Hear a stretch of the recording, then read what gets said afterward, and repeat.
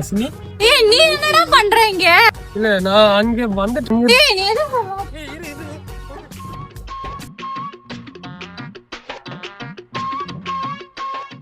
ஹாசினி என்னடா இங்க பண்ற?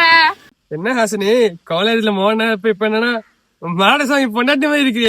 செருப்பா மூடிட்டு வந்த விஷயம் சொல்லு. உன்ன பக்கம் தான் வந்தேன். அதுக்கு சொல்லாம கொல்லாம வருவியா?